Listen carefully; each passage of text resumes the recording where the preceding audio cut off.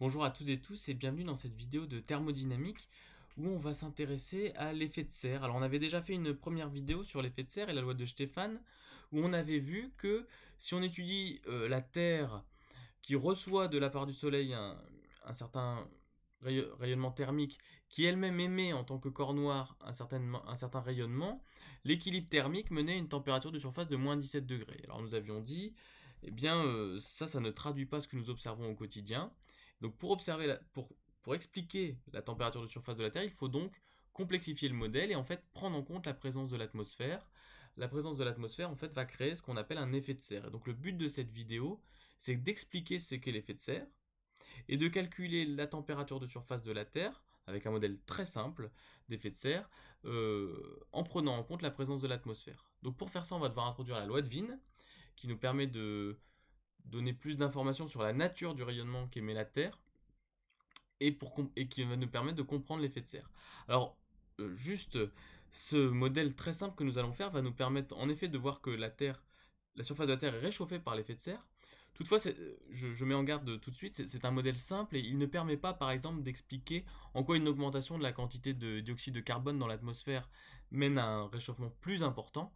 Là, il faut vraiment des modèles plus raffinés. Donc, le but de ce sujet n'est pas voilà, de ce petit point de cours n'est pas d'étudier l'influence du CO2 sur l'effet de serre et sur la température de surface, ou un certain nombre de ce genre de sujets qui sont vraiment d'actualité, mais vraiment déjà d'expliquer ce qu'est l'effet de serre. On va se rendre compte que c'est pas si simple, et surtout dans un modèle très simple de montrer déjà qu'il permet de réchauffer la surface terrestre. Alors jusqu'à présent, pour déterminer la température de surface de la Terre, nous avions considéré que celle-ci était atteinte d'une certaine puissance de la part du Soleil. Alors, si PS était la puissance du Soleil totale qui impactait la Terre, nous avions vu qu'il y avait une fraction A qu'on appelait l'albédo qui était réfléchie, 30% environ, ce qui fait que la puissance réellement captée par la Terre, c'était 1 moins A fois PS, par exemple 70% de PS si l'albédo vaut 30%, et que, d'autre part, la Terre étant à une certaine température et étant modélisée comme un corps noir, elle émet elle-même un rayonnement, dont on peut calculer la puissance, P émise, grâce à la loi de Stéphane, c'est-à-dire que la puissance surface X est sigma t puissance t à la puissance 4, et on multiplie cela par la surface terrestre, 4 pi rt carré, puisqu'on considère ici une sphère de rayon RT. Et quand nous avions étudié l'équilibre thermique de la Terre, nous avions ainsi démontré que la température de surface terrestre était de l'ordre de moins 17 degrés Celsius dans le cadre de ce modèle. Alors on voit bien que ça ne correspond pas à l'observation que nous faisons au quotidien. La température de surface de la Terre n'est pas de moins 17 degrés, donc le modèle que nous avions considéré est trop simple. Et donc, nous allons rajouter ici dans cette vidéo la prise en compte d'une atmosphère ici autour de la Terre et voir en quoi elle modifie le bilan radiatif de la Terre et qu'elle permet, à travers donc l'effet de serre que nous allons expliquer, une température de surface de la Terre plus élevée. Donc c'est ce qu'on va faire maintenant. Mais avant ça, il nous faut donner quelques hypothèses sur l'atmosphère que nous allons prendre. Donc, nous allons ici considérer les hypothèses les plus simples. On fait un modèle simple déjà pour expliquer l'effet de serre. C'est que la lumière visible traverse complètement l'atmosphère sans être absorbée, alors que la lumière infrarouge, elle, est complètement absorbée par l'atmosphère et donc ne la traverse pas. Ici, on n'a pas de radiation qui traverse. Alors, c'est un modèle très simplifié, mais il va nous permettre de trouver des très bons ordres de grandeur pour la température de la surface de la Terre et pour expliquer la notion d'effet de serre. Donc allons-y. Pourquoi nous parlons de ces deux gammes de fréquences, le visible et l'infrarouge? Eh bien, le spectre du Soleil est dans le visible. Mais dans quel domaine du spectre lumineux se situe le rayonnement émis par la Terre? Alors pour cela, nous allons utiliser la loi de Wien, mais avant de la présenter, nous allons regarder ces courbes. Alors vous voyez, ces courbes montrent pour un corps noir le spectre du rayonnement de ce corps noir selon la température du corps noir. C'est-à-dire qu'ici vous avez, pour un corps noir à 5000 Kelvin, le spectre de la lumière qu'il émet, donc le spectre du rayonnement qu'il émet. Donc vous avez la même chose ici à 4000 Kelvin, et puis à 3000 Kelvin un peu plus bas. Alors déjà on s'aperçoit que le spectre qu'émet le corps noir est polychromatique. on sait que le Soleil, hein, par exemple, qu'on considère comme un corps noir, ici, émet une lumière polychromatique, mais on voit aussi que ce spectre passe par un maximum, l'intensité de ce spectre passe par un maximum, ici, à une longueur d'onde que je vais noter lambda m, et que vous voyez, selon la température du corps noir que nous considérons, la valeur de lambda m est différente. Ici, j'ai pour 5000 Kelvin, ici j'ai pour 4000 Kelvin, ici j'ai pour 3000 Kelvin. On voit que lorsque la température diminue, la longueur d'onde correspondant à l'intensité maximale du spectre augmente. Et bien ça va se résumer sous ce qu'on appelle la loi de Wien, qu'on admet ici, qui dit que le produit de la longueur d'onde qui correspond au maximum d'intensité du spectre fois la température du corps que nous considérons, qu'on considère comme un corps noir, est égal à une constante qui vaut 2900 micromètres Kelvin, ou 2910,6 mètres Kelvin, si on veut se mettre dans les unités natives. Et donc, eh bien ça va déjà nous permettre de faire un calcul intéressant et de répondre à ces 3 petites questions. Dans quel domaine du spectre électromagnétique se situe majoritairement le rayonnement émis par le Soleil? Même question pour le rayonnement émis par la Terre et celui d'un être humain. Et de cela, nous allons essayer d'expliquer l'effet de serre. Alors vous pouvez mettre la vidéo sur pause pour faire les applications numériques et appliquer ainsi la loi de Wien. Et on va corriger tout de suite. Alors, concernant le Soleil, on avait vu... Alors oui, pour répondre à ces exercices, les exercices de cette vidéo, il faut en fait reprendre les données numériques qui avaient été données dans la vidéo précédente sur l'effet de serre où on avait présenté la loi de Stéphane. Donc, on avait vu que la température du Soleil était de l'ordre de 6000 Kelvin, 5,8 10 puissance 3 Kelvin, et donc si on applique la loi lambda m fois t égale 2910-6, on trouve que le lambda correspondant, la longueur d'onde correspondant au maximum d'intensité lumineuse est autour de 0,5 microns, c'est-à-dire 500 nanomètres, et donc on se retrouve dans le visible. Et bien là, on démontre quelque chose qu'on sait bien, le Soleil émet de la lumière visible, et donc cette lumière visible traverse sans aucun problème l'atmosphère. Maintenant, même question pour le rayonnement émis par la Terre. Alors si on suppose qu'on peut reprendre la température de surface de la Terre que nous avions trouvée, c'est-à-dire on avait trouvé moins 17 degrés Celsius, donc ici on a les 256 Kelvin qui correspondent. On peut faire la même calcul maintenant avec la température d'un être humain, donc si on prend un être humain à 37 degrés Celsius, eh bien on trouve en appliquant la loi de Wien, cette fois-ci, des longueurs d'onde qui correspondent à des maximums d'intensité qui sont autour de 10 micromètres. Et là, nous nous situons dans l'infrarouge. Donc, si on résume, le Soleil émet de la lumière visible. Cette lumière visible arrive sur la Terre, elle traverse l'atmosphère, puisque nous avons vu que l'atmosphère était transparente au rayonnement visible. La Terre, elle, émet également un rayonnement en raison de sa température, mais ce rayonnement, c'est de l'infrarouge. Et donc lui, il ne traverse pas l'atmosphère, il est bloqué par l'atmosphère, il est absorbé par l'atmosphère en fait.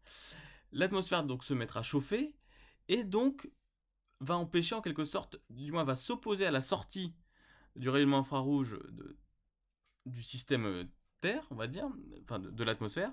Et donc c'est ça qui va piéger en quelque sorte les ondes électromagnétiques. C'est ça qu'on appelle l'effet de serre. Donc l'effet de serre, c'est vraiment dû au fait que d'un côté le Soleil chauffe la Terre, puisque la puissance solaire traverse... Je vais refaire le dessin un peu mieux.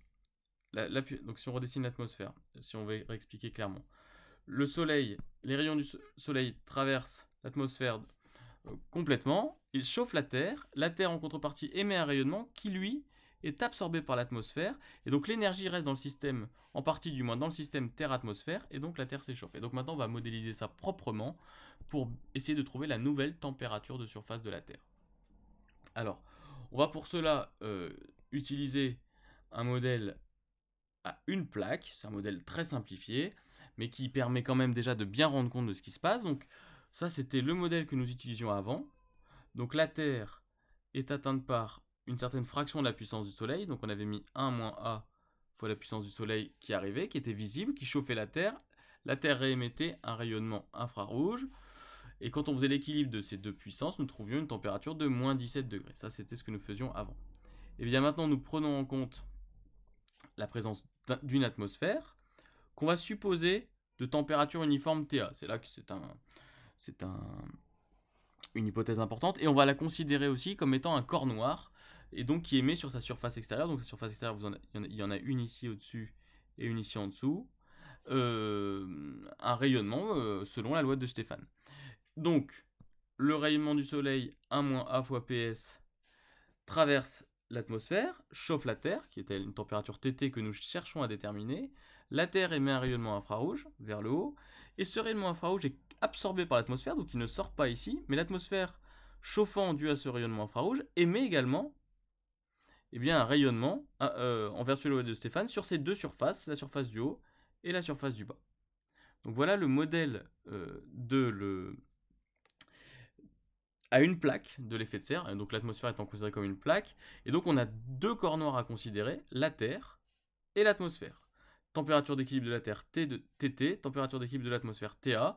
La Terre émet sur sa surface ici supérieure à un rayonnement infrarouge en vertu de la loi de Stéphane, et l'atmosphère va émettre sur ses deux surfaces extérieures un rayonnement infrarouge. Enfin, on va montrer qu'il est infrarouge aussi suivant la loi de Stéphane. Et donc maintenant, à partir de ça, on va essayer de trouver la nouvelle température d'équilibre de la Terre. Donc c'est l'exercice suivant. Et bien pour faire ça, vous pouvez mettre la vidéo sur pause. En fait, il suffit entre guillemets d'appliquer l'équilibre thermique au système Terre et ensuite d'appliquer l'équilibre thermique au système atmosphère, puisqu'on va se placer en régime permanent. Donc allons-y. Considérons déjà que cette surface ici, la surface de la Terre, hein, c'est 4pi fois RT carré, et on suppose aussi que c'est la même surface que celle de l'atmosphère inférieure et l'atmosphère supérieure. Ça veut dire qu'on néglige la variation de surface due à la variation d'altitude. Donc on pose que la surface de la Terre et la surface de l'atmosphère valent 4pi RT carré. On va d'abord s'intéresser au système Terre. Il est à l'équilibre, et donc si on écrit le premier principe, DU, bon, c'est la somme des transferts thermiques reçus plus les travaux reçus, mais si on considère une évolution adiabatique, isochore de la Terre, c'est-à-dire qu'il n'y a pas de variation de volume, eh bien, on néglige tout travail reçu par la Terre, et on peut dire que la somme des transferts thermiques reçus par la Terre, c'est-à-dire la somme des puissances thermiques reçues fois la durée d'expérience dt, on va travailler entre deux instants très proches, entre t et t plus dt. Donc la somme des puissances reçues fois la durée d'expérience dt est égale à 0, puisque en régime permanent, la variation d'énergie interne de la Terre est nulle. Quelles sont les puissances reçues par la Terre? Eh bien, si nous faisons le bilan radiatif, nous voyons qu'il y a la puissance qui vient du Soleil, donc 1 moins l'albédo fois la puissance issue du Soleil. Il y a une puissance qui part, c'est la puissance thermique due au rayonnement de la Terre, donc donnée par la formule de Stéphane. Donc là, on va avoir sigma fois la température de la Terre à la puissance 4 fois la surface de la Terre. Et il y a maintenant en plus à considérer le rayonnement qui revient de l'atmosphère, qui lui-même est considéré comme un corps noir. Et atmosphère à température TA, donc cette fois-ci, on va avoir sigma TA à la puissance 4 fois la surface de l'atmosphère. Donc ça peut se noter comme ça. Donc c'est-à-dire que PS' c'est 1 - A fois PS, c'est la puissance reçue de la part du Soleil. Phi T, c'est le flux thermique surfacique associé à la loi de Stéphane pour la Terre, donc sigma température de la Terre à la puissance 4. Et Phi A, c'est le flux thermique de rayonnement surfacique de l'atmosphère, qui est sigma fois TA à la puissance 4, qu'on multiplie lui-même par la surface. Et donc, on trouve que ce calcul mène à PS' égale sigma fois t puissance t à la puissance 4 moins t puissance a à la puissance 4 fois la surface considérée. Ensuite, on applique aussi l'équilibre thermique. On applique maintenant le premier principe sur l'atmosphère, désormais, donc sur le système atmosphère, qui est lui-même à l'équilibre thermique. Donc on va se placer encore entre t et t plus dt. Et encore une fois, on va dire que la somme des puissances reçues par l'atmosphère est nulle. Quelles sont les puissances reçues par l'atmosphère? Eh bien, il y a... Alors, si on efface un petit peu tout pour voir. L'atmosphère perd deux transferts thermiques. Un de puissance surfacique, donc sigma t à la puissance 4s sur sa surface supérieure. L'autre, le transfert thermique moins sigma t à puissance 4s. Donc ça, c'est les puissances qui sont perdues sur la surface supérieure et la surface inférieure.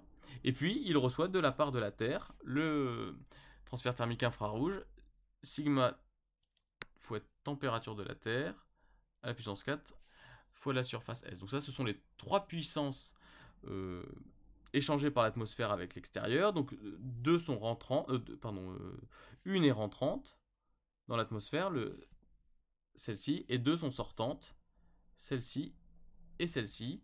D'où l'écriture du bilan ici avec les signes moins pour les puissances sortantes et le signe plus pour la puissance rentrant dans l'atmosphère. Et quand on utilise la loi de Stéphane, on trouve que 2, on simplifie par les surfaces, et on trouve que 2 TA puissance 4 égale température de la Terre à la puissance 4. Et donc on a deux relations, et quand on combine ces deux relations, on s'aperçoit que la température de l'atmosphère est de l'ordre de PS' sur sigma S à la puissance 1 quart, avec PS' qui vaut 1-A fois 1,8 puissance 17 watts qu'on avait, donc ça c'était des valeurs qu'on avait trouvées dans la première partie de l'étude de l'effet de serre, donc 256 Kelvin pour l'atmosphère, et pour la température de surface de la Terre, en injectant, on trouve une température de l'ordre de 32 degrés Celsius. Et donc là, on voit qu'avec le modèle de l'atmosphère à une plaque qui génère un effet de serre, on a une température de surface de la Terre qui est nettement supérieure aux moins 17 degrés Celsius qu'on avait trouvé précédemment. Alors cette valeur est elle-même encore un petit peu lointaine de la réalité, puisqu'on a négligé un certain nombre d'effets, notamment en fait l'atmosphère n'est pas complètement transparent ou visible, il n'absorbe pas non plus tout l'infrarouge, voilà, donc il y a un certain nombre de choses qu'on peut affiner pour améliorer l'estimation de la température de surface de la Terre, mais là le but c'était de montrer que la présence d'une atmosphère autour de la Terre en fait entraînait bien un échauffement de la température de la surface de la Terre par piégeage en fait du rayonnement infrarouge qui était réémis par la Terre en raison de son échauffement dû au Soleil. Donc voilà les grandes lignes de l'effet de serre, voilà les calculs en ordre de grandeur de température de surface, sachant qu'après on peut raffiner le modèle en ne se limitant pas à un modèle à une plaque, mais à des choses plus compliquées en considérant notamment que la température de l'atmosphère n'est pas homogène.